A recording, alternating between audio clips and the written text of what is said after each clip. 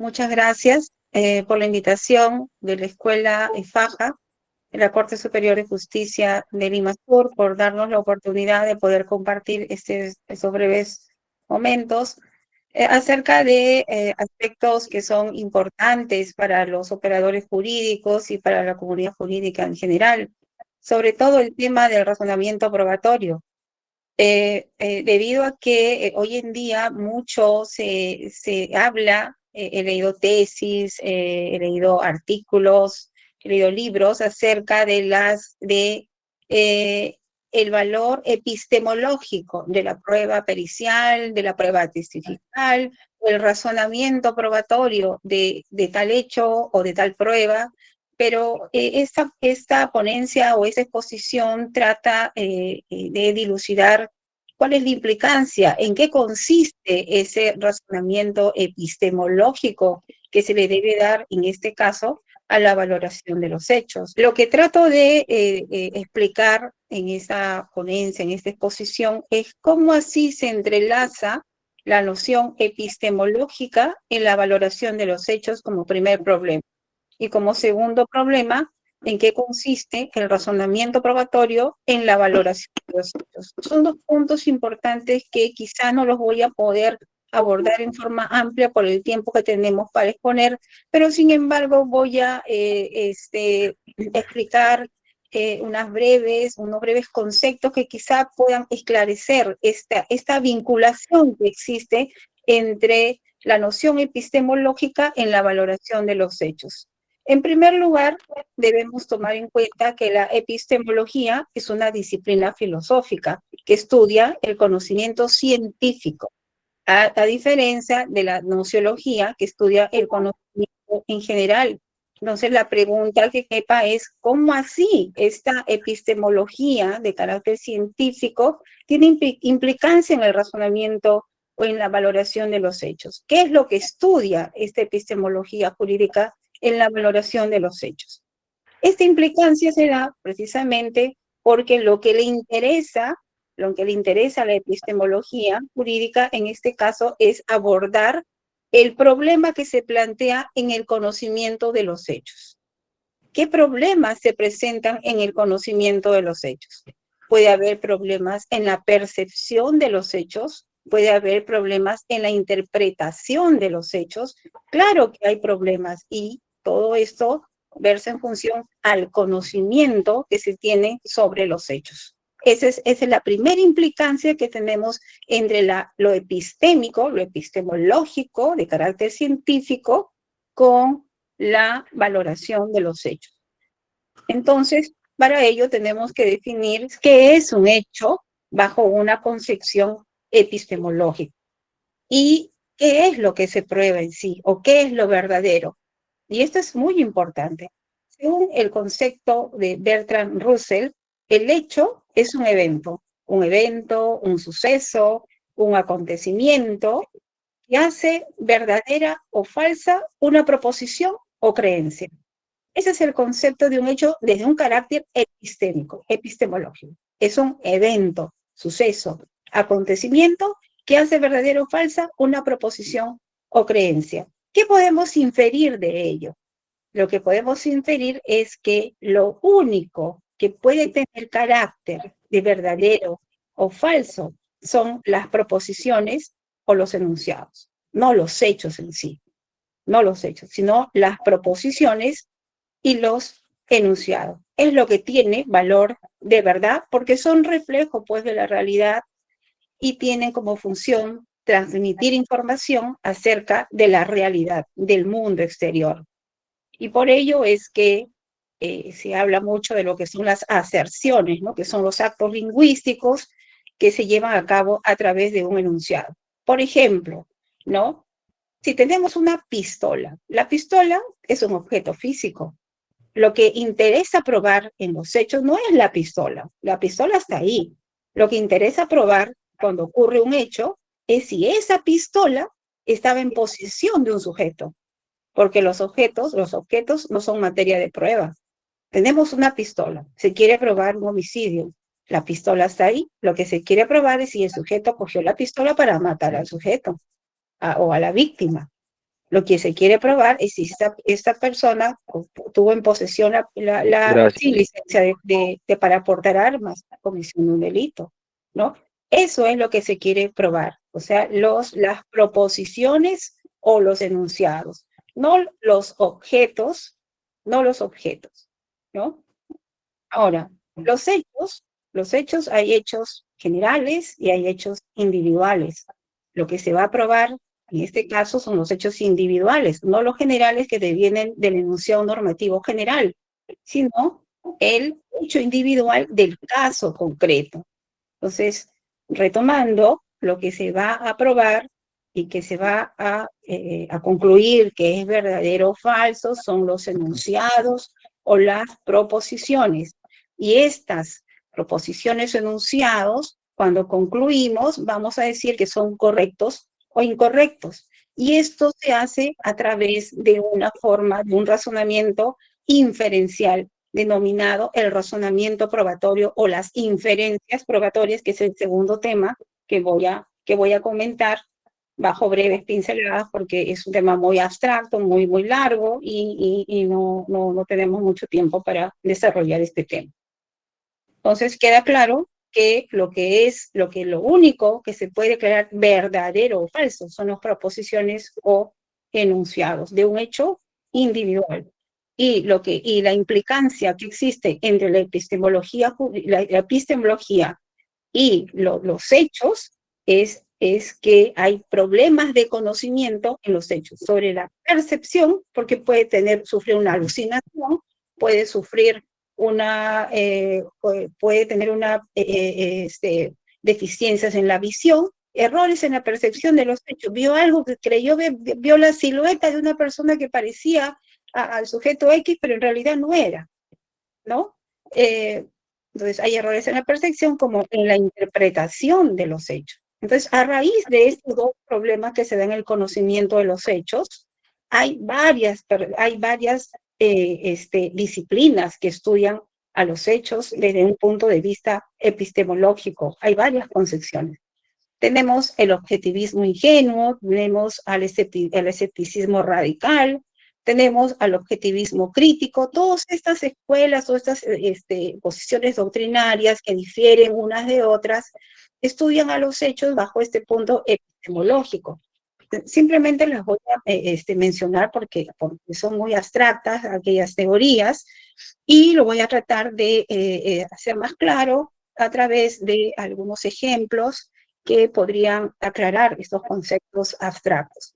Por ejemplo, el objetivismo ingenuo, lo que sigue, la corriente que desarrolla esta postura es que los hechos son objetivos, o sea, están en la realidad, están en el mundo exterior, son inmutables y impactan en nuestra conciencia, ¿no? Por ejemplo, el juez Perfecto Ibáñez, el juez español Perfecto Ibáñez, él sostenía que los hechos son entidades naturales, constituidas del momento en que se producen, y solo se trata de identificar su objetividad. Es una posición netamente objetiva del mundo exterior, ¿no? Y sobre esta tesis del objetivismo ingenuo, existe pues una objetividad ontológica y una epistemológica, que es lo que tanto nos interesa conocer, ¿no? La epistemología en el conocimiento de los hechos. Entonces, bajo este concepción del objetivismo epistemológico, los hechos son datos evidentes, no problemáticos, ofrecidos por la realidad. Entonces, ¿qué sostiene esta corriente? Dice, si se duda que un hecho ocurrió, o sea, estamos en duda si efectivamente esta persona fue víctima de robo o la intención fue pegarle, si tenemos duda, se debe a un problema de falta de información, ¿no? Es decir, que no se puede establecer la verdad de la proposición, por ejemplo, que Juan lesionó a Pedro porque se carece de pruebas, ¿no? Bajo esta concepción, como es objetivo, no se puede probar porque falta información. Hay otra corriente que es el escepticismo radical. Este escepticismo radical que algunos tratadistas de la prueba, por ejemplo, Daniel González Layer, señala que esta concepción escepticista radical, cuya corriente ha sido seguida por tratadistas que nosotros aquí en el Perú los hemos escuchado con frecuencia, como es Manuel Asensio Mellado, como es el doctor Miranda Stramples, ¿no? Ellos iban por esa corriente que en España lamentablemente no es muy bien vista, ¿no? O sea, y esto lo tengo por fuente del maestro Daniel González Layer, quien señala pues que bajo esta corriente no existe un objetivismo en el conocimiento de la prueba, porque nuestra percepción está cargada de subjetivismo. Primero que al juez no le consta que los hechos ocurrieron de esa forma. Está cargada de teorías, está cargada de conceptos, de valoraciones, y por eso que señalan que los hechos son construcciones del observador, ¿no? Entonces, por ejemplo, ¿qué sostiene Manuel Asensio Mellado, ¿no? Él señala que el objeto de la prueba viene determinado por las afirmaciones que de tales hechos realizan las partes, ¿no? Las afirmaciones que realizan las partes. Manuel Miranda Strampler señala las afirmaciones que las partes realizan en el marco del proceso en relación a tales hechos sí que son susceptibles de demostración de su exactitud, ¿no? Entonces, bajo esta corriente del escepticismo radical, lo que se prueba no son los hechos, sino las afirmaciones que realizan los hechos. Y es más o menos, va en la línea de cómo está estructurado nuestro sistema acusatorio, ¿no? Donde las partes son los que introducen la información, las partes controlan la prueba, ¿no? Más o menos va por ese enfoque. Y esto nos trae, pues, algunas implicancias o algunas dudas respecto de cómo debemos interpretar el artículo 156 del Código Procesal Penal, cuando dice el objeto de prueba, son objeto de prueba los hechos, dice. No dice la afirmación de los hechos, dice los hechos. Entonces, ¿bajo qué corriente, bajo qué escuela de la concepción de los hechos vamos a coger o vamos a aplicar este tipo de análisis sobre los hechos, sobre las percepciones y sobre los errores en la interpretación de los hechos, ¿no? Entonces, esto queda pues para que cada uno reflexione, ¿no? Nuestra norma procesal dice, son objeto de prueba los hechos, los hechos. En la corriente del escepticismo radical dice, son objeto de prueba las afirmaciones de los hechos, porque al juez no le consta, ¿no? El juez reconstruye, y al fiscal también, ¿no? Los fiscales reconstruyen un hecho que ocurrió, un hecho del pasado a través de la abducción, ¿no? El sistema abductivo, ¿no? Pero no nos consta, no hemos presenciado los hechos, los vamos reconstruyendo a través de las afirmaciones que realizan las partes. Bueno, este es un concepto que lo hemos venido asimilando, recogiendo, pero no quiero tomar una posición frente a una u otra, ustedes son los que deben hacerlo, pero sí hemos escuchado muchas veces y seguimos escuchando que nuestro modelo procesal está más o menos definido bajo esa línea, bajo esa línea, ¿no? Que son las partes, las que afirman los hechos, las que crean su teoría del caso, y el juez escucha y ve quién lo convence, y que esto que más o menos por esa línea va, lo cual, pues, si lo analizamos desde un punto de vista filosófico, no estaría bien acogida la tesis, no estaría bien acogida esta tesis. Y la otra es el objetivismo crítico. El objetivismo crítico es una mixtura entre ambos en el sentido que distingue entre el concepto de hechos externos, que son aquellos hechos inmutables que están en la realidad del mundo social, los hechos percibidos y los hechos interpretados, ¿no?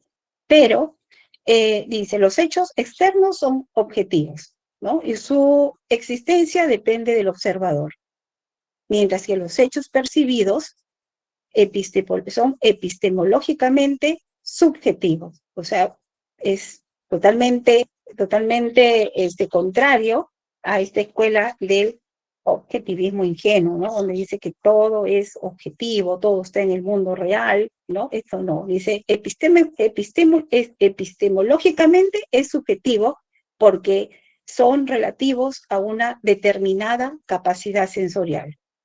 Y los hechos interpretados también son epistemológicamente subjetivos, porque pueden variar de cultura a cultura. No es lo mismo la apreciación de un hecho que puede tener una persona que vive en la selva, con una persona que vive en la sierra o que vive en la costa, o de un individuo en función a sus edades, a sus creencias religiosas. Entonces, el hecho, un individuo puede ser interpretado de diversa óptica en función a determinadas condiciones personales. Entonces, este objetivismo crítico, bajo una concepción epistemológica, es la que más recibo tiene, ¿no? El objetivismo crítico, que es la que sostiene el doctor Daniel González Layer, ¿no? Es por esta línea que se va en esto del objetivismo crítico. Por ello, pues, podemos afirmar, que ya me estoy pasando, algo que siempre escuchamos, ¿no? Sobre la credibilidad de la declaración del testigo, ¿no? O sea, la declaración de un testigo va a ser creíble precisamente si no existe ningún error en la percepción y ningún error en la interpretación de los hechos. Y esta interpretación de los hechos no solamente debe estar en el testigo, sino en el propio juez, de interpretar correctamente lo que dijo el testigo, porque puede ser que lo interprete también incorrectamente, ¿no? Entonces, si supera este tipo de evitar cualquier error en la percepción o en la interpretación de los hechos, entonces podemos concluir que la declaración del testigo fue correcta. No verdadera ni falsa, ¿no? No es verdadera ni falsa, sino correcta. ¿Qué es verdadero o falso? Las proposiciones o los enunciados, ¿no? También se suele escuchar que la declaración de un testigo puede ser fiable, ¿no? La fiabilidad de la declaración del testigo. Cuando sostenemos que una declaración de un testigo es fiable o exacta, ¿no? Esto será pues en función a sus características personales, ¿no? Como es si tiene buena memoria, en función a la edad, en función al caso concreto. En el caso de una pericia, se valora lo que realizó el perito, ¿no? Entonces lo que se busca aquí es buscar la exactitud del recuerdo. Entonces, ello va a depender de la capacidad cognitiva del perito o del testigo. Entonces, si se concluye que todos estos aspectos se dieron lugar, entonces podemos decir que la declaración del testigo fue fiable, ¿no? Del testimonio fue fiable. Entonces, hasta aquí, este primer punto del carácter epistemológico, creo que ya está aclarado. Entonces, la vinculación o la implicancia de la epistemología en relación con los hechos, con la interpretación de los hechos o con la percepción de los hechos, tiene varios matices en función a las doctrinas que se desarrollan que se desarrollan en función a esta conexión que hay del conocimiento científico a los problemas del conocimiento que ocurren en los hechos. Esa es la relación que hay. Creo que esa es la primera conclusión que puedo arribar frente a este carácter epistemológico que siempre se menciona en relación a los hechos. El segundo, y no me voy a, ya me voy a detener mucho, sino le voy a quitar el espacio a mi compañero, mi colega, es sobre el razonamiento probatorio en la valoración de los hechos, ¿no?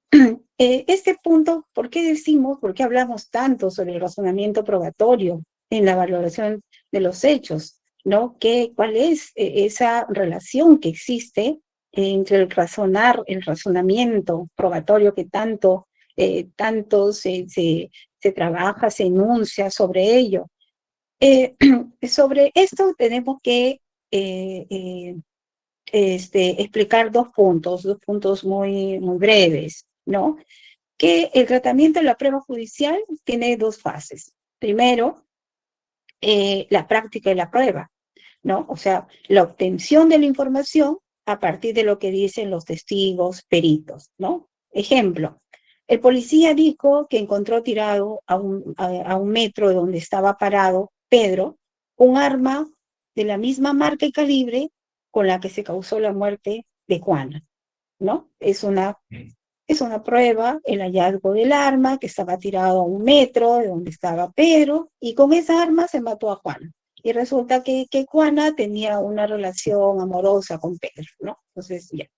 Y la segunda fase consiste en extraer una conclusión a partir de la información obtenida en esta primera fase, que es la obtención de la información, obtención de la declaración de testigos, peritos, ¿no? Entonces, ¿cómo sería esta segunda fase? Entonces, en el caso anterior, ¿no? El policía no ha dicho que Pedro le causó la muerte a Juana. Esta conclusión es el resultado de la valoración de la fiabilidad de la declaración del testigo. Es decir, el resultado del razonamiento o de la inferencia probatoria, ¿no? Entonces, primero, en la primera fase es recopilar la práctica de la prueba, declaración de testigos, y luego llegar a una conclusión inferencial. ¿Cuál es la correcta o hay un esquema para realizar esta estructura inferencial? ¿No? No me voy a detener en esto porque es muy largo, pero sí voy a mencionarles cuál es la estructura que se recomienda hacer cuando se va a realizar una inferencia probatoria. Y para ello voy a recurrir al esquema que realiza Toulmin, ¿no? Toulmin desarrolla un esquema del razonamiento inferencial para llegar a la conclusión inferencial. Y él señala que todo nace a raíz de una pretensión o de una hipótesis del caso. Son 4 las fases, ¿no? La pretensión, las razones, la garantía y el respaldo. Y esto lo hacemos casi a diario, pero no nos damos cuenta que lo hacemos. Al menos en los jueces lo hacemos al momento que hacemos la valoración individual, perdón, en la conjunta, la valoración conjunta de la prueba, porque a través de la valoración individual de la misma, lo hacemos, inconscientemente lo hacemos, pero no sabemos que estamos haciéndolo bajo una estructura que ya ha sido estudiada por Toulmin. Entonces empieza con la pretensión.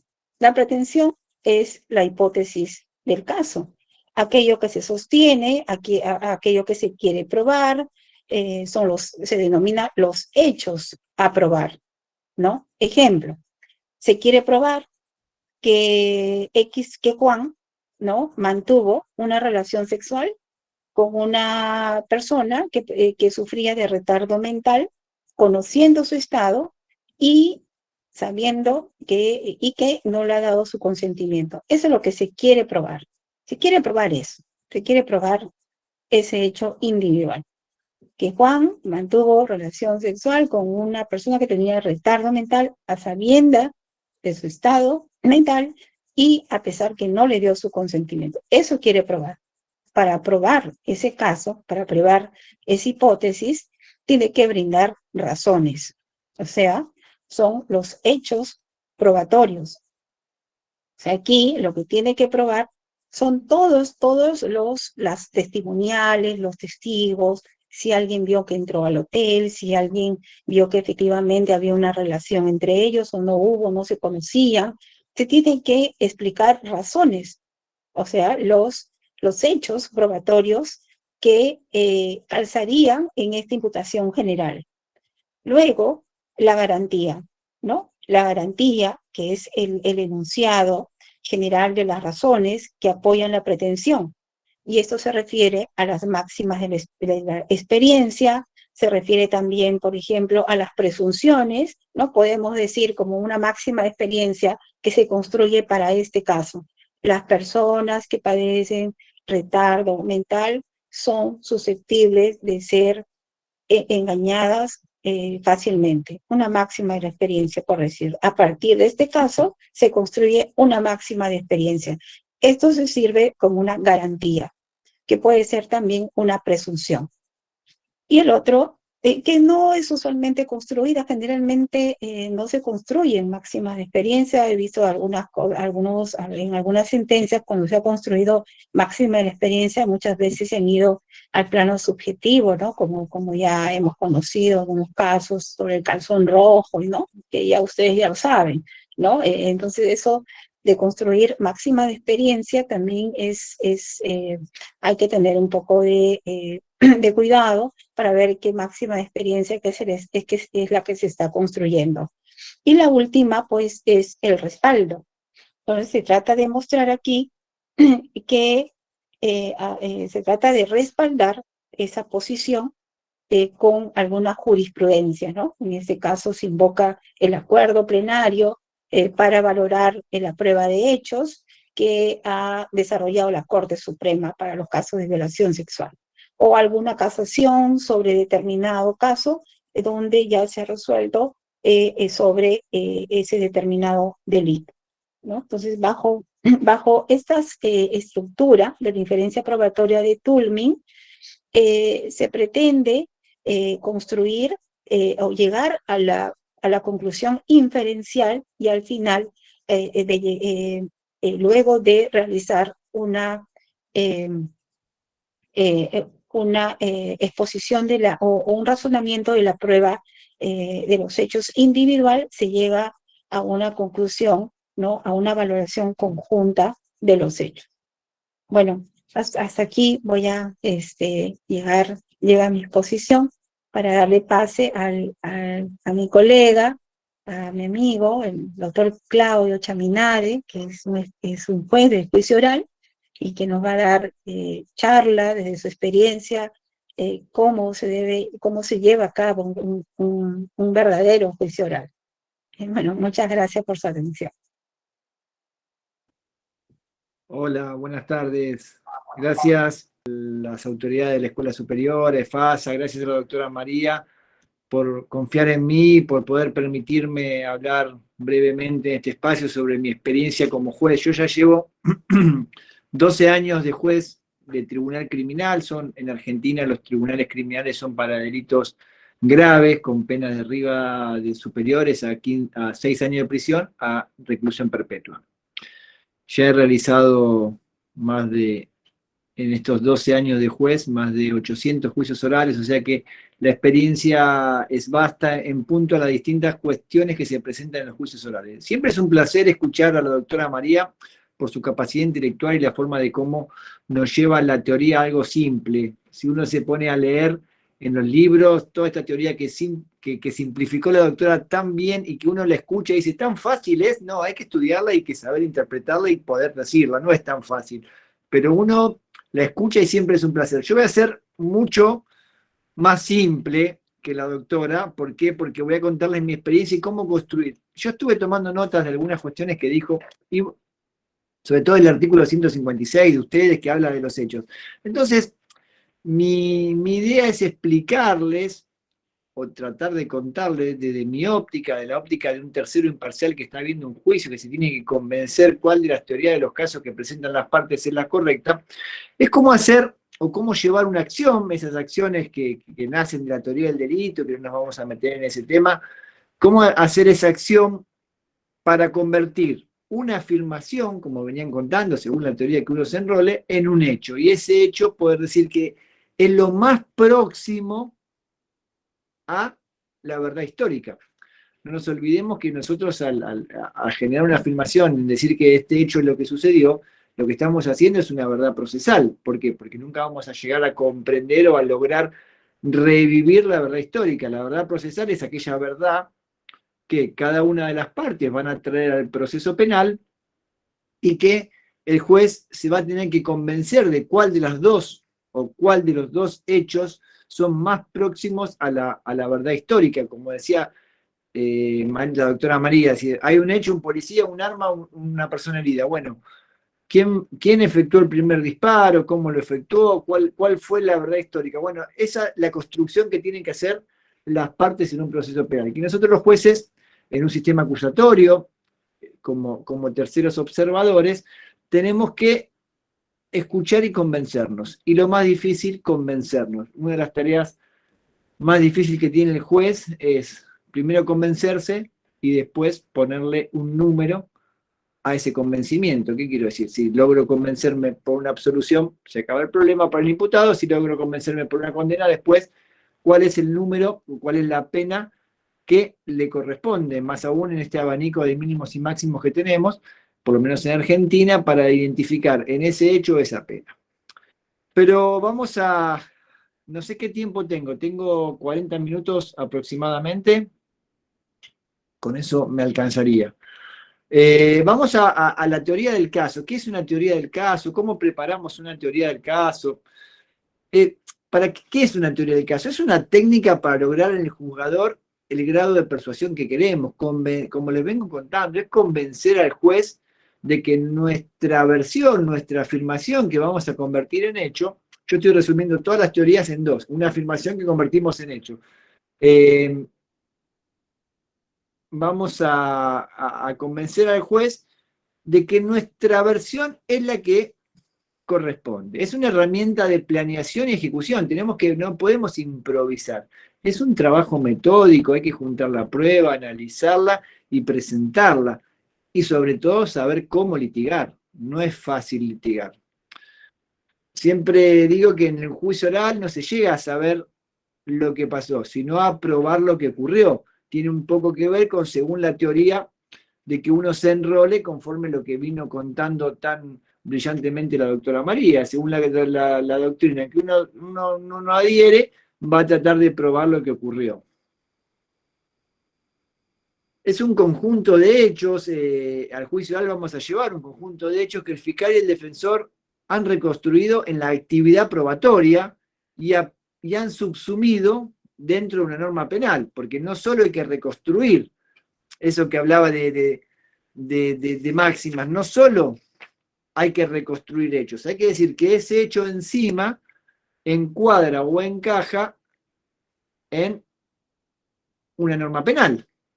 Entonces, es un planteamiento que hacen la acusación y la defensa sobre los hechos penalmente relevantes, los elementos de conocimiento que lo sustentan y su fundamento jurídico. Entonces, tenemos que la teoría del caso o esta presentación que hacemos de los hechos es el guión de lo que se demostrará en el juicio a través de la práctica probatoria. Incluye escenarios, personajes, sentimientos.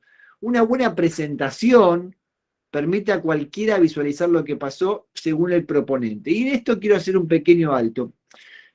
A mí me ha pasado en los diversos juicios orales en que he tenido que cuando preparan los casos y presentan en el juicio diapositivas, fotos, videos, nos da una percepción mucho más cercana. Nosotros podemos tener una foto de una persona caída en el piso herida, otra persona con un arma en la mano y alguien alumbrándolo y decimos, ¿qué pasó? Bueno, ese guión, si lo acompañamos de material fílmico, de material fotográfico, que abra los sentidos del juez, nos va a ayudar a convencerlo de que nuestra teoría es la correcta. Y es importante, a mí me ha pasado en varios juicios orales, después voy a entrar en el tema de los alegatos y voy a volver al punto de la demostración fílmica de lo que pasa en un juicio. Es muy importante, no sé si está permitido en el Código de Perú, en Argentina está permitido con previa autorización filmar los juicios.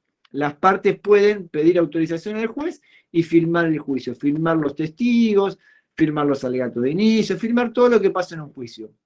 ¿Por qué? Porque eso después se puede usar, algunos lo usan para evitar tomar apuntes, pero yo creo que es importante usarlo y después les voy a contar lo importante de usarlo y cómo usarlo. ¿Por qué? Porque van a ser algo distinto, van a ser distintos. Y lo distinto siempre en derecho es lo que genera atención. ¿Cuándo construimos? Si tuviéramos que hacernos una pregunta es ¿cuándo construimos? ¿Cuándo construimos nuestro caso? Lo vamos a construir desde la investigación. Es un proceso de construcción permanente. ¿Por qué? ¿Por qué? Porque es dinámico. ¿Qué significa que sea dinámico? Que van a ir apareciendo en el transcurso de la construcción de nuestro caso distintas herramientas o distintos elementos o distintos indicios que me van a ir llevando a entender y a construir ese caso. Es un proceso de construcción permanente. Se va añadiendo y desechando elementos, porque lo que yo creía que al principio me servía, después digo, no, mejor agarro por este camino y estos elementos los desecho. Y tengo que lograr armar el rompecabezas de la historia que se defenderá en el debate, acompañada de sus elementos probatorios. Hecho, derecho y prueba. Son tres pilares fundamentales a la hora de poder lograr convencer al juez de que mi teoría, mi caso, es el que debe generar el convencimiento suficiente para lograr una condena o una absolución según la parte que representen. Siempre digo lo mismo, es más fácil ser fiscal que defensor, porque el fiscal tiene toda una estructura, tiene al Estado, tiene la prueba, tiene la investigación, y el defensor solo tiene su imaginación, su inteligencia, y tiene esto, que según, más allá de todas las teorías penales que existan, tienen la capacidad de construir el caso dentro de la legalidad de la prueba para convencer al juez que su teoría es. La teoría del caso, en nuestro caso, va a tener tres niveles de análisis. Una teoría de los hechos o teoría fáctica, una teoría del derecho o teoría jurídica y una teoría o base probatoria. Vamos a empezar a entrar ahora en estas cuestiones, en estas teorías, a ver si las podemos identificar perfectamente. ¿Y para qué sirve? ¿Para qué sirven estos tres niveles o estas tres características? Sirve para planear y organizar el alegato de apertura. Yo en la apertura de un juicio oral, los que lo han vivido ya lo saben, simplemente voy a contar que voy a tratar de demostrar en el transcurso del debate que esto es lo que ocurrió. Nada más, eso es un alegato de inicio. Después en el alegato de final o de conclusión, voy a decir que eso que yo intenté probar, lo probé. Después vamos a ingresar a los alegatos finales.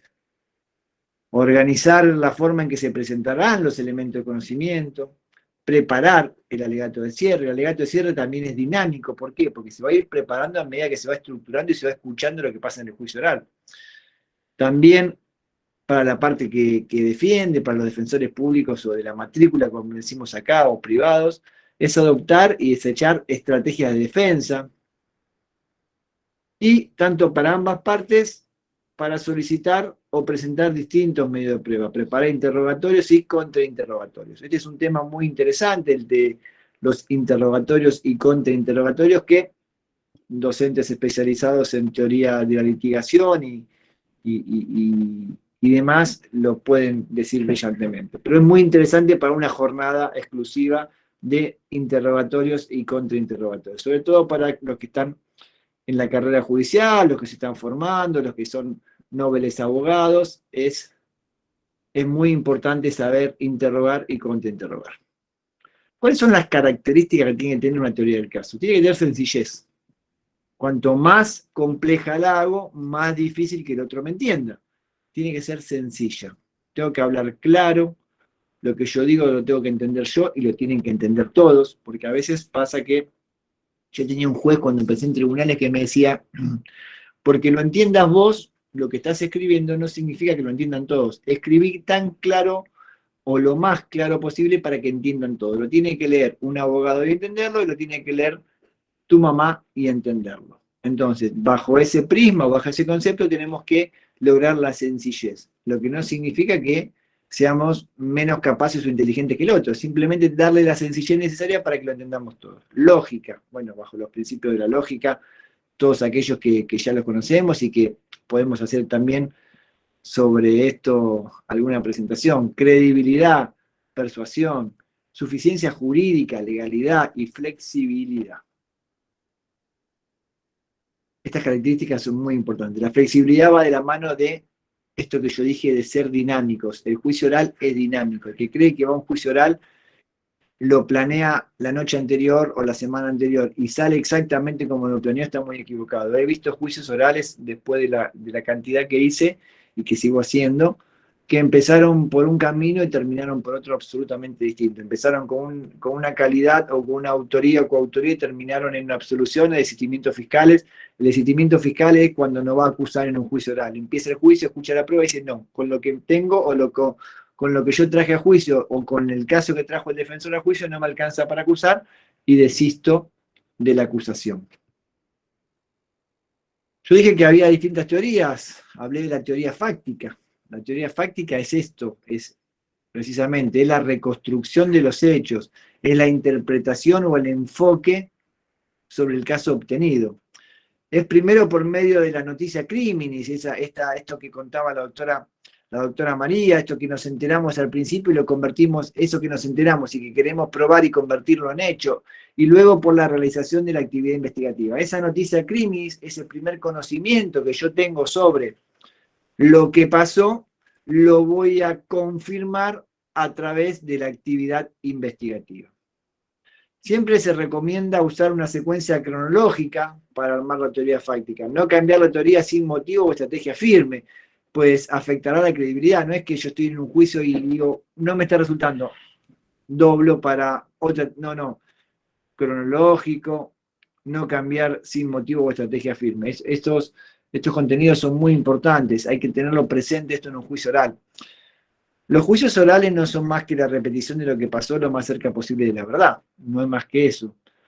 Hay que prepararse, no es fácil un juicio oral, siempre digo lo mismo.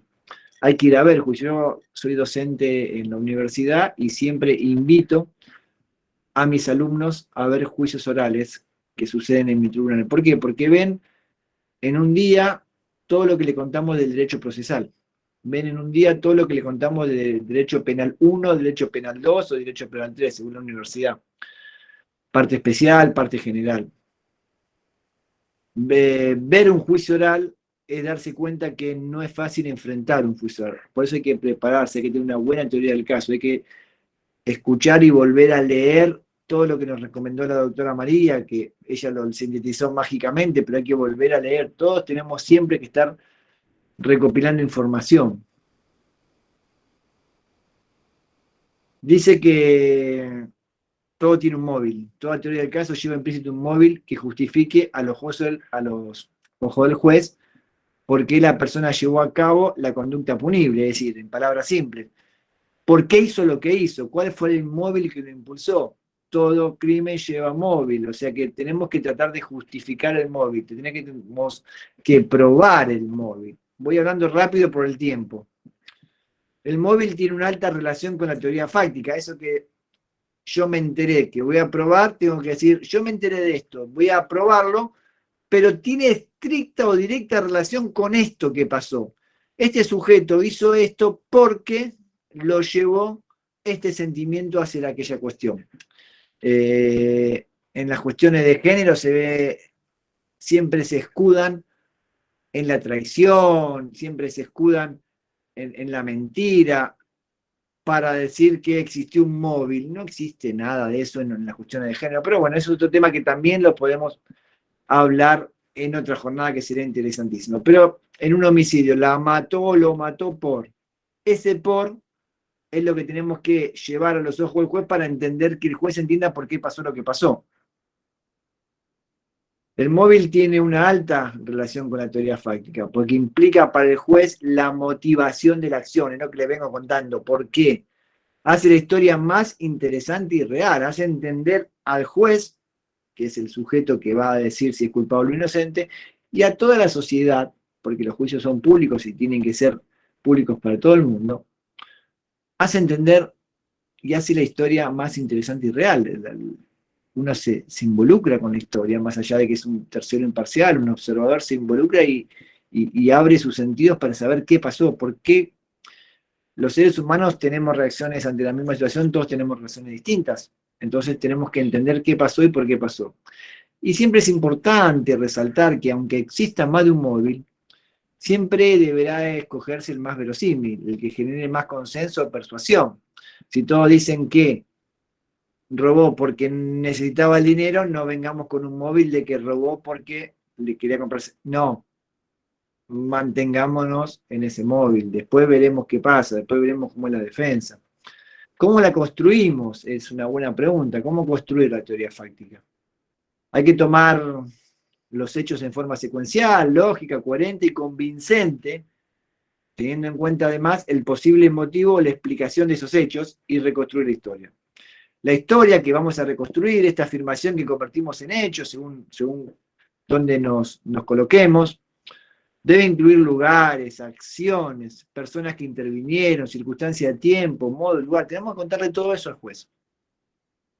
Tenemos que preparar la teoría fáctica, hay que contarle todo esto al juez. La narración de la historia en la presentación de los alegatos incluye la utilización de un lenguaje verbal y no verbal.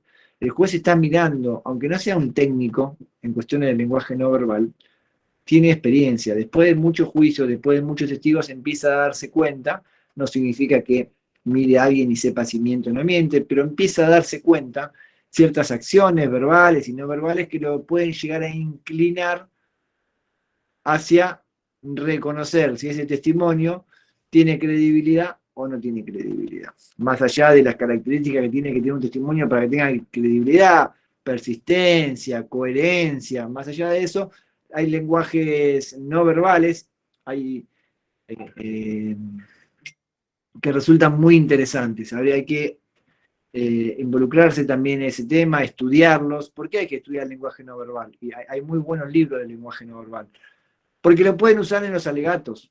Y después vamos a hablar, cuando hablemos de los alegatos de finales, vamos a hablar de esto. La teoría fáctica es cuándo, dónde, quién hizo el elemento subjetivo activo, qué hizo la conducta del imputado, a quién se lo hizo, elemento subjetivo pasivo, si nos vamos a la teoría del delito, en la tipicidad, en la parte objetiva, acción, sujeto activo, sujeto pasivo, si lo recuerdan, las circunstancias de tiempo, modo, lugar, el resultado de la conducta y el móvil de la conducta o el porqué. El juez debe saber, es importante que se entere del porqué. Todo lo que tenga que ver con el uso, como les dije hace un ratito, de fotografía, filmaciones, audiovisuales, aumenta la efectividad en la comunicación y facilita la comprensión de lo sucedido a los intervinientes y al juez. ¿Por qué? Porque hoy estamos conectados y es mucho más fácil. Hoy todo lo podemos reproducir a través de una videocámara o una filmación, porque ahí estamos en Argentina, por lo menos estamos muy conectados, hay muchas cámaras de seguridad, tanto públicas como privadas, que me van a reconstruir los hechos. Hay veces que solo apretar una tecla, sé lo que pasó en un juicio oral. Hay veces que cuesta más, hay veces que cuesta menos, pero en principio nos lleva y nos ayuda muchísimo. Fotografía, diagramas, diapositivas, cuadros, modelos, documentos, simulaciones computarizadas. Hoy existe la simulación en 3D que nos recrea a nuestro entender lo que pasó, cuál fue nuestro caso. Saliendo de ahí vamos a entrar, ya tenemos la teoría fáctica armada. Ahora tenemos que ver la teoría jurídica, es la forma en que se relacionan los hechos con las diversas normas penales aplicables de un modo coherente. Es lo que se llama la subsunción de la historia en la norma penal aplicable. Porque si, como cuando damos clases de penal 1, no todas las acciones interesan al derecho.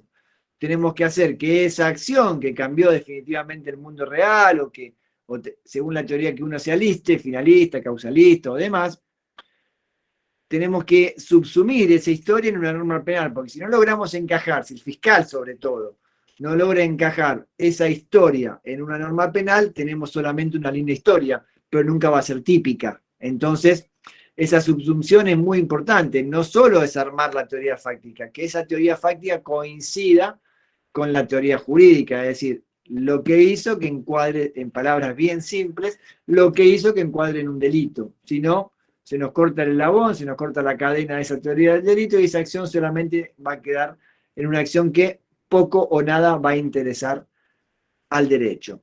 Para hacer esta construcción de la teoría jurídica tenemos que analizar los tipos penales, el uso de la teoría del delito, lo que les vengo contando, teoría del delito se da durante un año y yo lo resumí en 30 segundos, o sea que no lo tomen todo literalmente porque es algo muy, muy, muy, muy breve. Y la subsunción de la historia en el derecho. Pero sí puedo decir que en esta teoría del derecho que esa acción tiene que encajar en un tipo penal, tenemos que ver que no haya ningún permiso, antijuricidad y que haya comprendido lo que hizo, culpabilidad. A partir de ahí construimos la teoría jurídica. Vamos a tener, obviamente, la teoría jurídica del fiscal y también vamos a tener la teoría jurídica del defensor. ¿Por qué? Porque no van a coincidir.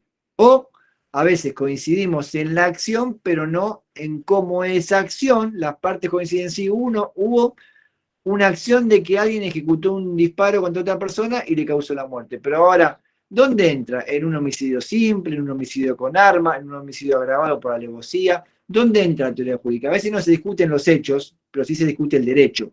Entonces, es importante en esta teoría jurídica, sobre todo los que van a ir por la rama del Ministerio Público, que también es muy interesante, establecer la actuación o el papel que tuvo el acusado en los hechos, esa vinculación subjetiva.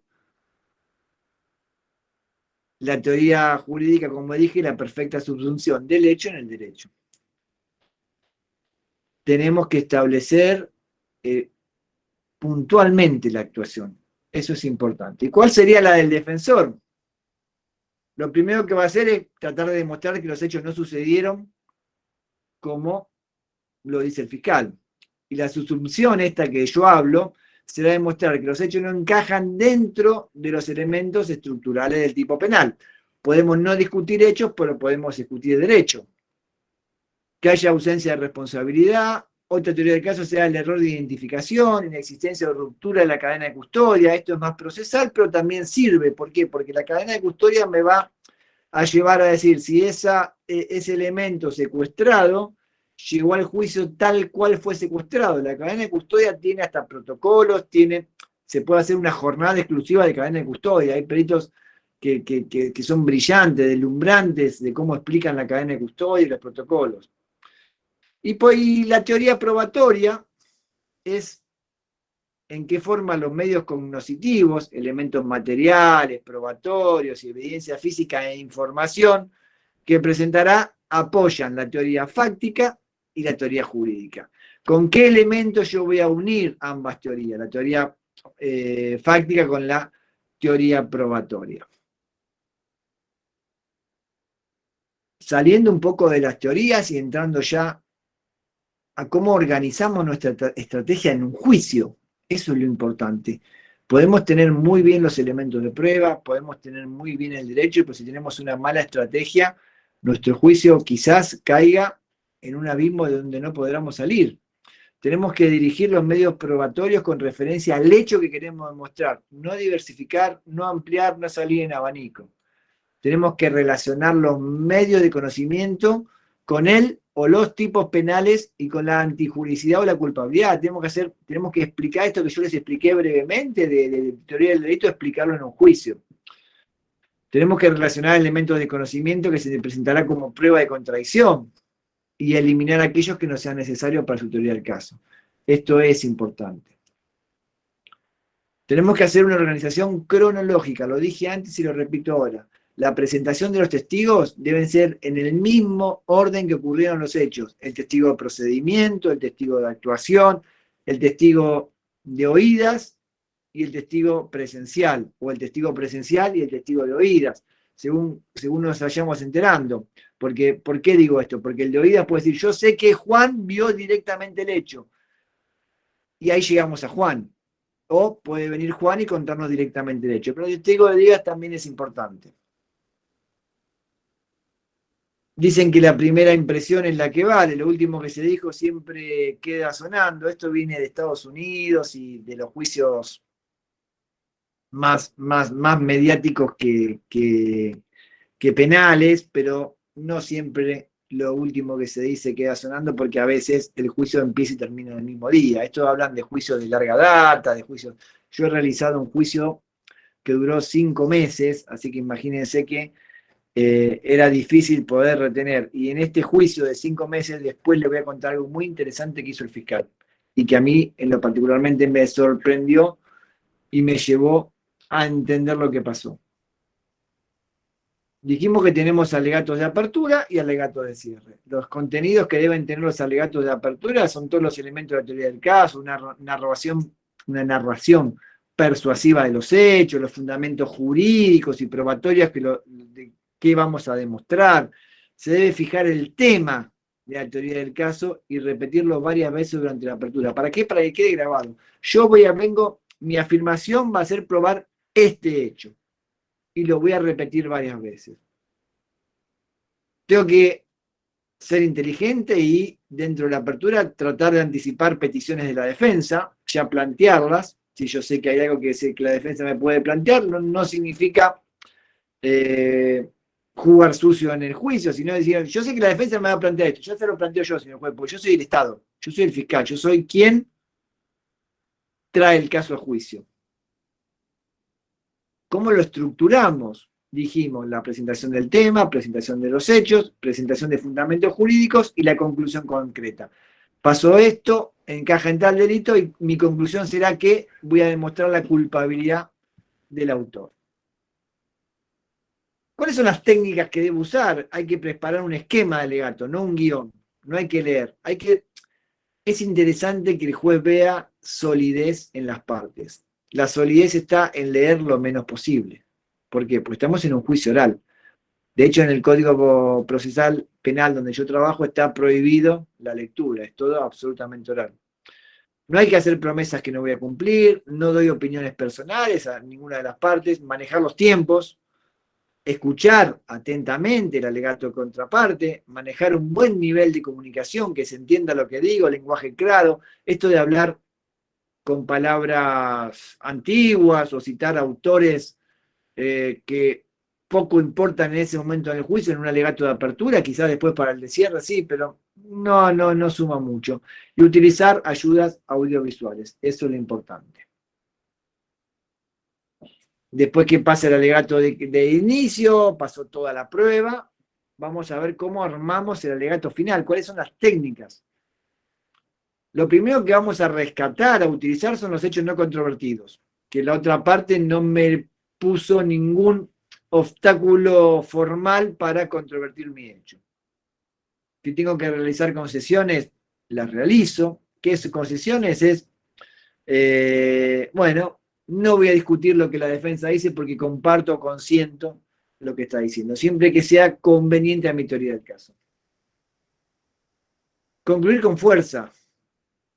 El juez tiene que ver que estoy convencido de lo que estoy diciendo. Eso es lo importante. Porque si soy tímido o no tengo confianza en lo que estoy diciendo, no convenzo al juez con la fuerza suficiente, va a decir, hablamos de alegato. ¿Se acuerdan cuando hablamos del lenguaje verbal y no verbal? El juez también mira esto en las partes.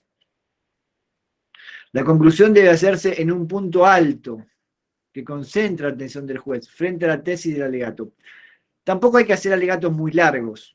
Yo se lo digo por experiencia personal, porque uno se pierde. Los alegatos deben ser interesantes, breves y puntuales.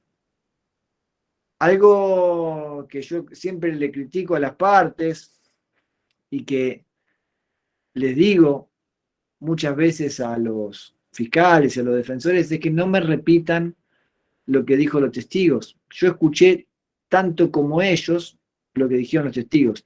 Lo que tienen que lograr en un buen alegato final es decirme o convencerme de que este testigo es el que dice la verdad y no el de la contraparte.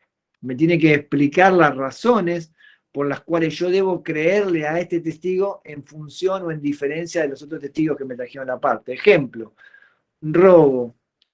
El fiscal me cae un testigo directo y la contraparte trae 10 testigos que dicen que estaba en ese momento del robo en su casa durmiendo. Bueno, me tiene que explicar el testigo por qué yo debo creerle a él.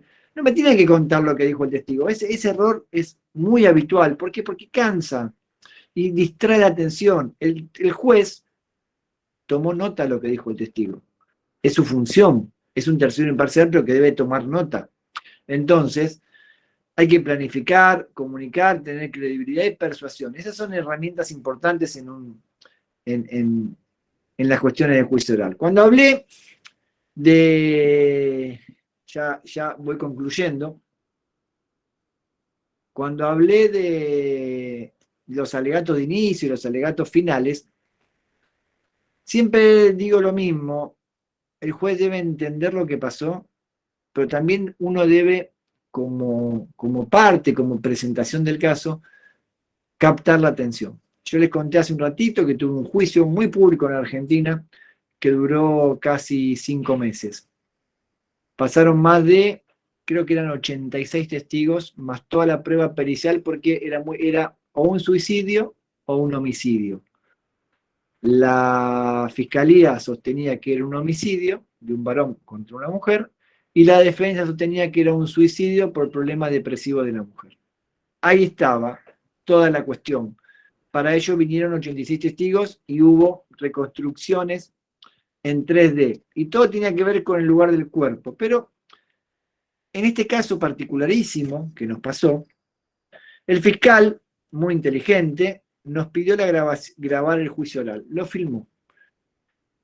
Cuando construyó, imagínense que después de 86 testigos y 5 meses de juicios, uno, por más que vaya a sus apuntes a ver qué pasó al momento de decidir por condena o por absolución, no siempre va a estar en el detalle. ¿Por qué? Porque algunos detalles se pierden. ¿Qué hizo el fiscal muy inteligentemente? Cuando yo les digo que no me repitan lo que diga el testigo, sino cómo creerle al testigo, cuál es el testigo que entiendo es el más interesante en la concreción de la teoría, lo que hizo el fiscal fue interesantísimo. Tomó 5 a 10 segundos de cada testigo y me lo reprodujo en un video.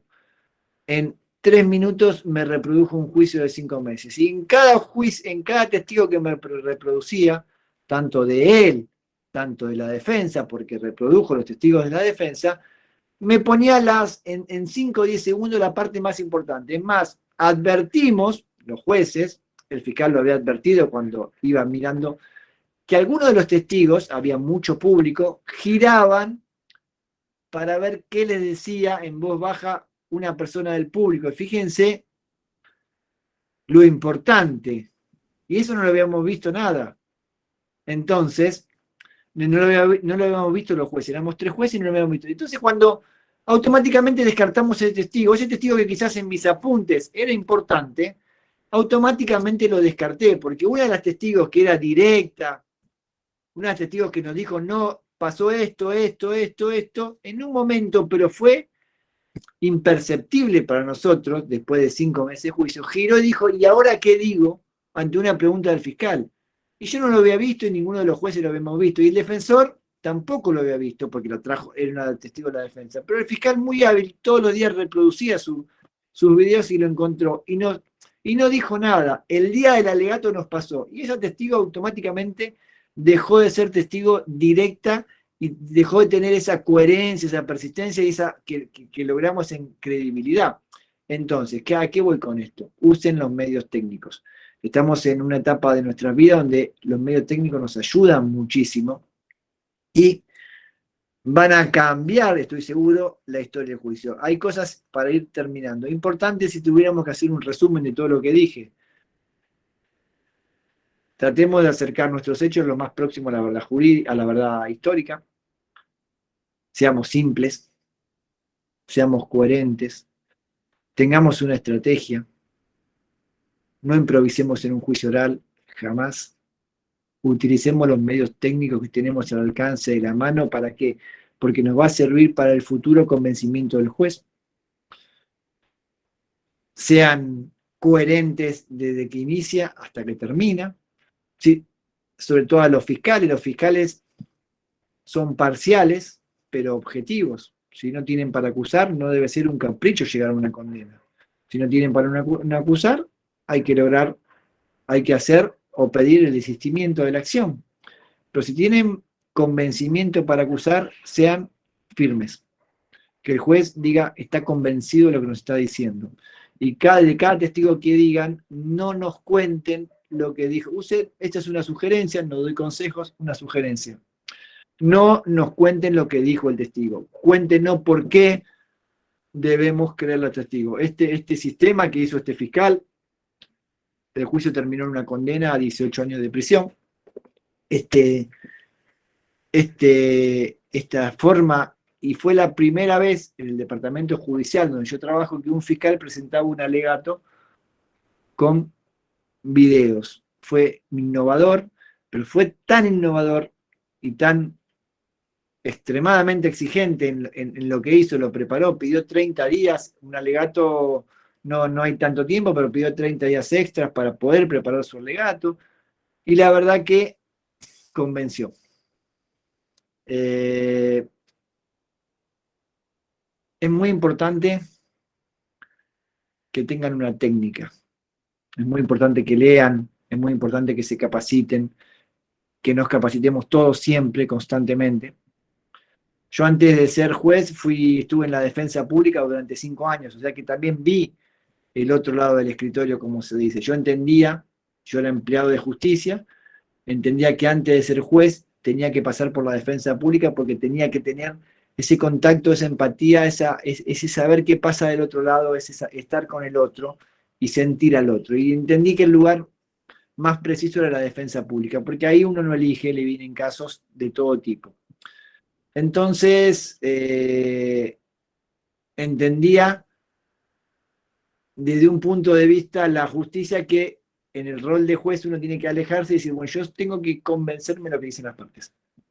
Y nada más que eso. Y la función de ustedes, excepto los que sean jueces o vayan a hacerlo, aquellos que elijan por el Ministerio Público o el Ministerio de la Defensa, tienen que lograr esa persuasión en la vida del juez. Tienen que lograr reconstruir los hechos y que diga, esto es lo más próximo a la verdad. Se usa mucho en juicios orales en Argentina, que es la reconstrucción de los hechos dentro del juicio oral, ir a reconstruir el hecho. Yo tuve un juicio, me acuerdo, en un homicidio, donde un lugar descampado, decían que a 100 metros un testigo afirmaba que tal persona había disparado. El defensor decía que era imposible que a 100 metros lo hubiera visto porque el lugar no tiene luz, y decirle, ¿cuál fue la mejor idea que tuvo el defensor? Una reconstrucción judicial del lugar del hecho a la misma hora. Encima el día del hecho llovía, tuvimos que esperar un día que llueva, y les aseguro que se le absuelto porque no se veía a 10 metros. Pero si el juez y las partes no hacen ir al lugar del juez, el juez nunca va a saber en carne propia, en vivirlo, cómo era ese lugar a esa hora. Puede estar en los papeles, puede estar en una foto. De ser un testigo, como esto de la afirmación, de veracidad inmaculada, terminó siendo un testigo que no tenía idea de lo que estaba diciendo, había contado lo que alguien le había contado que había pasado esa noche. Así que bueno, no quiero extenderme más, creo que me pasé de mis tiempos, espero que haya servido mínimamente lo que les conté, que mi experiencia haya sido trasladada, y espero que, se utilicen algunas de las sugerencias que le di en los próximos juicios orales, que sean excelentes jueces, fiscales y defensores. Lo que siempre digo es lo mismo, si están aquí en este momento porque les interesa capacitarse, no porque con la doctora María Esther y yo seamos distintos, ya hemos pasado por ahí, tenemos algunos años más de experiencia, no mucho, la doctora es mucho más joven que yo, pero tenemos algunos años más de experiencia, y esa experiencia la queremos trasladar en las capacitaciones. Y todos los que están acá, acá veo en el Zoom, más de 220 personas quieren ser distintos. ¿Por qué? Porque se están capacitando. La forma de ser distinto es capacitarse, leer y llevar todo lo que uno sabe a la práctica, y el mejor abogado es el que logra el mejor juicio oral, no el que logra la absolución o la libertad.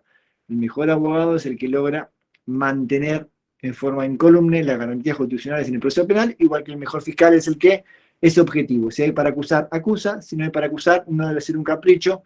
El Estado no siempre tiene que ganar, el Estado tiene que ser aquel que va a acusar si tiene prueba, y si no tiene prueba, dejarlo pasar. Bueno, muchísimas gracias a todos los presentes, a la doctora Maristel, a las autoridades de la escuela.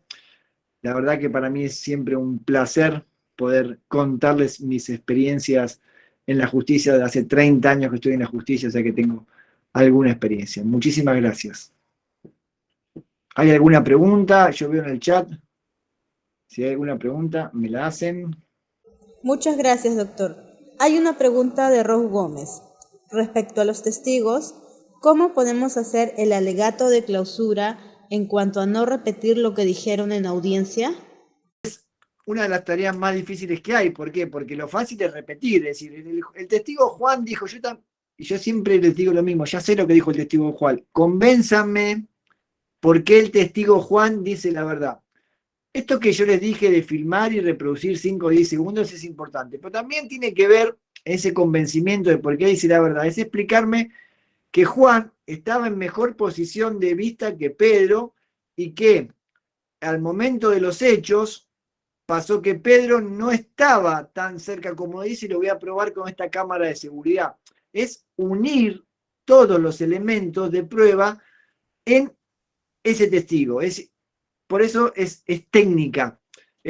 Yo uso la cámara de seguridad, uso la red del teléfono, uso esto, uso aquellos testigos para decirme que este testigo, eso es cómo creerle a un testigo por sobre el otro. Eso es, porque que a mí me cuenten lo que dijo el testigo, yo voy a decir bárbaro, pero ¿por qué tengo que creerle a él y no el que me trajo la defensa? ¿Por qué? Entonces el fiscal me va a responder, porque el que traje yo estaba más cerca, de hecho era un testigo presencial y el de la defensa de oídas. ¿Y por qué? Porque logramos saber a través de estos elementos que ese testigo no estaba en el lugar, sino que se enteró en el barrio, en el pueblo, lo que había pasado. Entonces ya estoy descartando. Y los testigos, ¿cómo tengo que probar la coherencia? Como yo dije, coherencia y persistencia. Siempre dijo lo mismo desde la investigación hasta acá. Sí, siempre dijo lo mismo. Bueno, entonces tiene persistencia. ¿Es coherente lo que dice con lo que pasó? Sí, entonces tiene coherencia. Esas dos características hacen a la credibilidad. El lenguaje no verbal también es importante. Estudien lenguaje no verbal. Hay libros buenísimos sobre el lenguaje no verbal. ¿Por qué? Porque me puede decir, mire, doctor, si bien esto no es científico, todo el juicio miró para abajo, nunca los pudo mirar a los ojos. ¿Por qué será? No sé, hay un autor que dice que el que mira para abajo, ¿se entiende? Es aleatorio, es por una calle de costado, pero ayuda, sirve.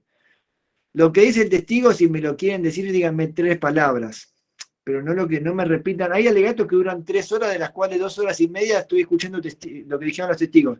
Cuando termina el juicio le digo, mire que yo, por lo menos yo, tengo la costumbre, después de algún tiempo, de a medida que el testigo habla, yo voy escribiendo en la computadora, casi textual. Entonces, lo tengo textual al testigo, no hace falta. Es más, en las sentencias, siempre digo, yo voy a reproducir textualmente lo que dijeron los testigos. ¿Para qué? Para que el que lea sepa lo que dijo. Después cada cual tome, en las etapas revisoras, sepa lo que dijo, y cada cual tome su lugar de si está bien o está mal. Y después explico yo, en mi sentencia, la valoración. Si quieren, después les paso alguna sentencia que haya hecho para ver cómo explico que un testigo en una sentencia le creo más a un testigo o le creo más al otro. Si quieren, después se los paso me mandan un mail y les paso 2 sentencias. Una sentencia que hicimos como tribunal fue la pena más alta en toda Latinoamérica. Ha salido en muchos diarios de Perú.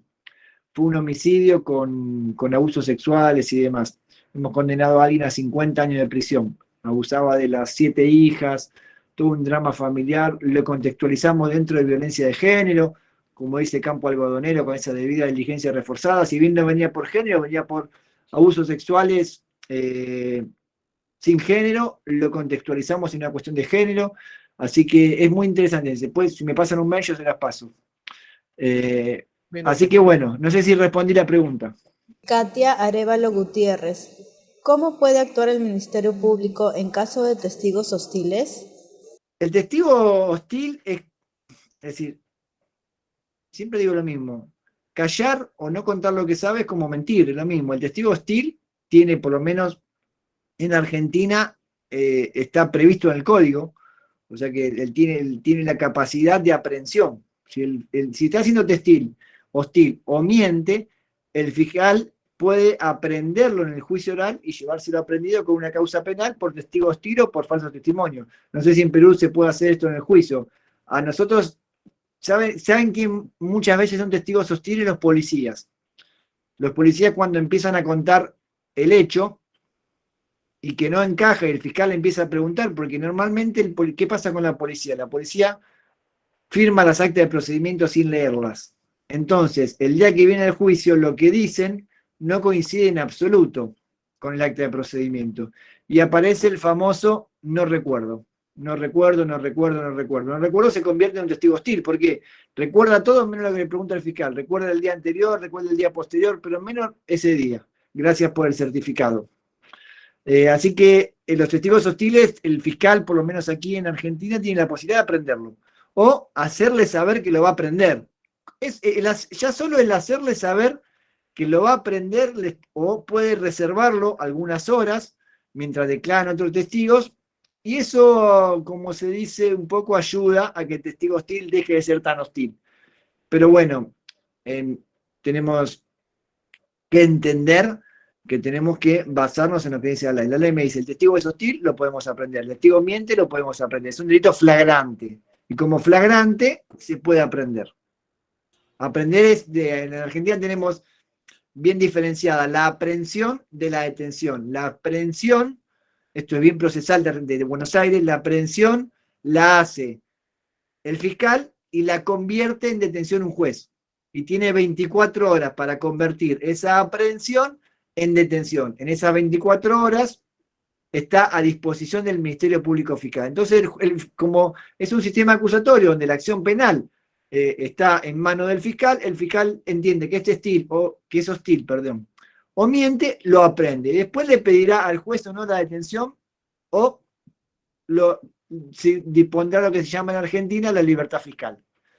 Antes de pedir la detención al juez, lo pone en libertad, sin prejuicio de que la causa penal por falso testimonio, por testigo hostil, continúe. No sé si fui claro en la respuesta. Está levantando la mano ahora el participante Alexander Juárez. Adelante con su pregunta, por favor. Muchas gracias, mi nombre en efecto sí es Alexander Juárez. Soy defensor público del Ministerio de Justicia aquí en el Perú. En efecto, doctor, lo expuesto por la doctora Mariela, tal como lo ha sintetizado, lo ha esquematizado,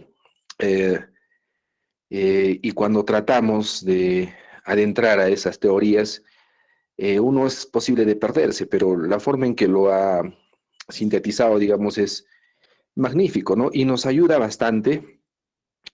Y muchas veces, doctora, se tiene la idea de que, bueno, es teoría, ¿no es cierto? Y bueno, eso si no aterriza en la práctica realmente no tiene mayor utilidad, pero eso no es cierto, porque si tratamos, cuando menos en los juicios que llevamos a aplicar estas estructuras o estas inferencias, o por ejemplo en las máximas de la experiencia, ¿no es cierto?, que se parte de un hecho objetivo, corroborado, ¿no es cierto?, a través del cual podemos llegar a una conclusión, bueno, nos sirve, definitivamente nos sirve. Entonces, doctora, mi pregunta va más o menos de la siguiente manera.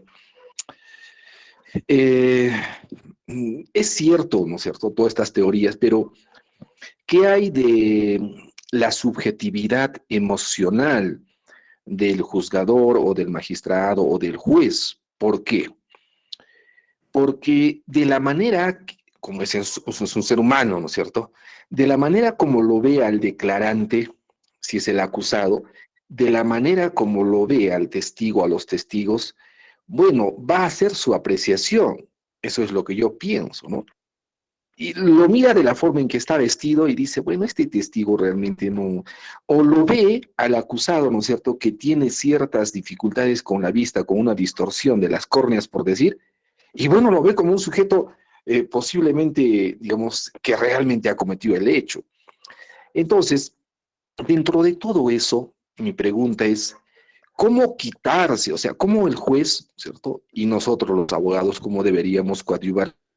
¿Cómo quitar, digamos, esa presión por parte de los medios, esa presión subjetiva que lleva el juez sobre sus, digamos, este profesor Jordi Nieva habla sobre ese prejuicio social de culpabilidad en el caso de los acusados, ¿no? Si el juez lo ve que entra de una manera el acusado a la sala de audiencias y se lleva esa primera impresión como que fuera culpable, un poco difícil para la defensa, ¿no? Y de igual manera para los testigos, ¿no es cierto? Si lo ve que al testigo, bueno, viene con temas bastante genéricos, digamos, esquiva las preguntas, o no sabe responder porque no todo testigo está preparado para ir a un juicio, ¿no? Para responder preguntas directas, sugestivas, etcétera, ¿no es cierto? Entonces, mi pregunta es, ¿no es cierto?, ¿cómo hacer, en principio, o qué les diríamos a los jueces para que se quiten esa carga emotiva, ¿no es cierto?, que lleva la declaración de un testigo, de un acusado, la forma en que explica un perito, etcétera, ¿no? Ese prejuicio, ¿no es cierto? ¿Cómo quitárselo? Y nosotros los abogados, ¿cómo ayudar a eso, ¿no es cierto?, en un juicio. Gracias por su respuesta. María, te dejo a ti, ¿quieres responderla tú? ¿O quieres empezarla tú y la termino Bueno, yo como vos quieras?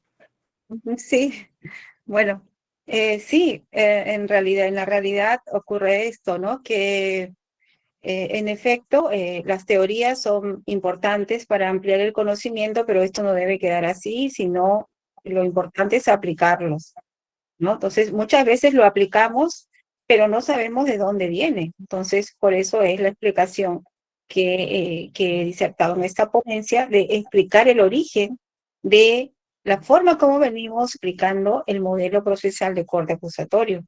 Y esta precisamente, esta corriente escéptica, que en España no es muy bien aceptada, se debe porque precisamente el modelo procesal español sigue con el inquisitivo. Hay un juez instructor, el fiscal ahí no investiga porque el juez tiene mayor credibilidad ante la sociedad y la sociedad confía en que él va a realizar una investigación objetiva e imparcial. Nuestro modelo procesal ha cambiado. Entonces, ese modelo escepticista, que hay muy fuerte resistencia frente a algunos estudiosos y filósofos, estudiosos del conocimiento de los hechos como disciplina epistemológica, están en contra, pero nuestra realidad, la realidad social de Latinoamérica ha cambiado. O sea, ya no tenemos un juez instructor, un juez que reconstruye la verdad histórica, sino tenemos un juez que escucha a las partes, que las partes introducen la prueba, las partes controlan la prueba a partir de las objeciones. Tenemos un modelo procesal donde el juez tiene que escuchar a las partes de su teoría del caso de cada uno de ellos. Pero ¿qué ocurre? El modelo anterior, el modelo positivo o mixto, ya ha estado presente durante largo tiempo en el Perú, precisamente ha hecho o ha convertido al juez a que se lleve una percepción adelantada, ¿no? Porque siempre el juez investigaba y luego sentenciaba en los procesos sumarios, ¿no? En los procesos sumarios el juez investigaba y luego sentenciaba, que en forma general pues se ha sostenido que esto es inconstitucional. Y en el juicio oral, ¿qué pasaba en el juicio oral con el antiguo modelo? Igual, ¿no? El juez era el que interrogaba, ¿no? En el modelo actual, el juez ya no interroga, son las partes y el juez solamente hace preguntas aclaratorias. Entonces, ¿cómo despojarnos de ese perjuicio que veo a la persona, por ejemplo, que tiene una vestimenta, una forma de hablar, y ya ese ya es culpable, ya mejor ni lee el expediente. Eso sería, imagínense que les toque un juez que tenga esa percepción. Y los hay, ¿ah? No digo que no los hay. No pongo la mano al fuego. Sí los hay. Pero es precisamente que hay que cambiar esa cultura, ¿no? Hay que cambiar ese chip inquisitivo de ver, como dice, ya, ¿sabes qué? Yo huelo el expediente, no necesito leerlo. Yo, como leerlo, ya sé ya si esta persona es culpable o inocente. ¿Qué es eso? No, imagínense. Pues no es así. Eso sí, yo pienso que precisamente el estudio, el análisis que se hace del origen, de la causa por el cual estamos aplicando nuestro modelo procesal, hay, hay posturas que la sustentan y hay otras que son contrarias a estas. Pues nosotros somos los indicados de hacerlo lo más racional, lo más objetivo, lo más justo, lo más imparcial y sobre todo despojarnos de ello. ¿Cómo? ¿Cómo? Pues ustedes saben que el Distrito Judicial de Lima es el último en el país en aplicar el modelo procesal. El último y donde hay la mayor parte de la población del país, más de 10 millones de habitantes solamente en la provincia de Lima.